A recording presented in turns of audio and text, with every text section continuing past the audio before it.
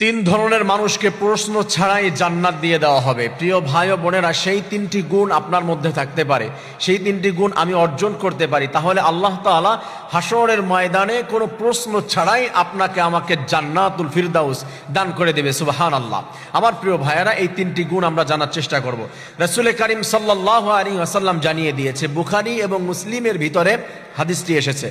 রাসূলুল্লাহ সাল্লাল্লাহু আলাইহি ওয়াসাল্লাম জানিয়ে দিয়েছেন, ৭০,০০০ মানুষকে আল্লাহ রাব্বুল আলামিন কোন প্রশ্ন ছাড়াই জান্নাত দান করে দিবেন। সেই ৭০,০০০ মানুষের ভিতরে আল্লাহ তাআলা কাদেরকে রেখেছেন? এরপরে রাসূল করিম সাল্লাল্লাহু আলাইহি ওয়াসাল্লাম তিনটি গুণ তাদের বর্ণনা করেছেন।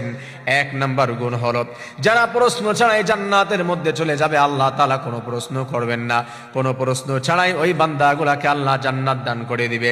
এক নাম্বার হলো, যারা ঝাড়ফুঁকের উপরে বিশ্বাস করবে না, শুধুমাত্র ঝাড় ফুকের উপরে বিশ্বাস করবে না। কোন একজন কবিরাজ কিছু একটা পড়ে দিল, ফু দিয়ে দিল, এটার উপরে বিশ্বাস রাখবে এমনটি নয়। তারা বিশ্বাস রাখবে কেবলমাত্র শুধুমাত্র আমার সৃষ্টিকর্তা আল্লাহ রাব্বুল আলামিনের উপরে।